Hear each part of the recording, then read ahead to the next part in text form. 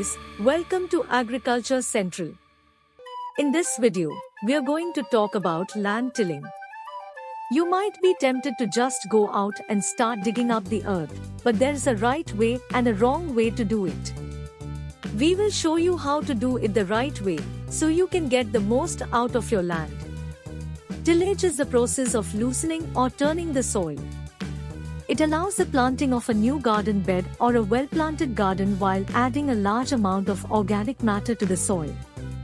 Planting techniques include turning the soil to allow water and it to enter, allowing seeds to sprout, promoting root growth, reducing weed growth, and adding fertilizer to the soil. The majority of farmers and agricultural experts suggest tilling for several reasons. In fact, they recommend tilling twice a year, during spring and autumn. Here are 3 important reasons why you should till your soil. Aeration. Tilling loosens the soil, not only providing a good foundation for new roots to sprout, but also helping water, oxygen, and nutrients to reach the roots of the plant. Undrained soils have high levels of runoff that can remove topsoil and leave crops withered. However, when the soil is plowed, it has water retention pockets that allow more water to seep into the soil to prevent strong roots. Deweeding. Insects and weeds in your garden can prevent or stop plant growth altogether. To prevent weeds and other insects from attacking and damaging your crops, fertilize your soil twice a year.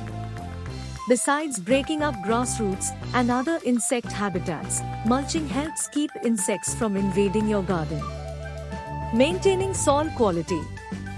With the right soil balance, you can keep your plants growing whether you decide to sow your garden with vibrant flowers, vegetables, or fruits.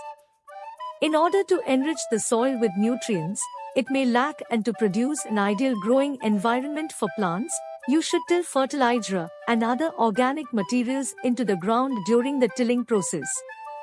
Tilling won't be beneficial unless it's done right. Farmers and growers should be mindful of the practices listed below while tilling to make sure it's done right. Tilling do's. Keep all trash out of the garden. Remove any loose rocks, sticks, or other foreign objects that could damage you or the tiller's tines.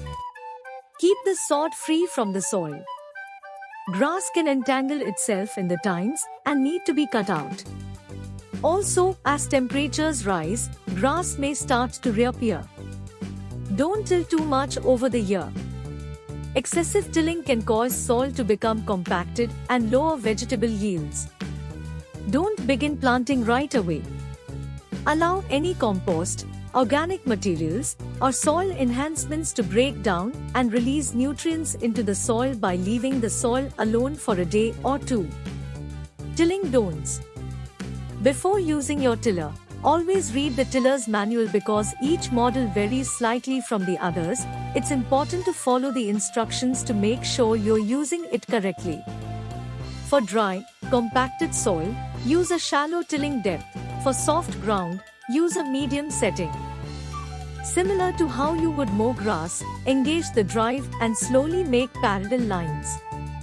After completing the parallel rows, move the tiller to its deepest position and make rows that are parallel to the ones you just made. Unless your plants benefit from a specific depth, till about 6 to 8 inches deep. For more information, refer to the seed packages or your nearest nursery. Thanks for watching, subscribe to the channel, and hit the bell icon to get notified for the next video. See you in the next video.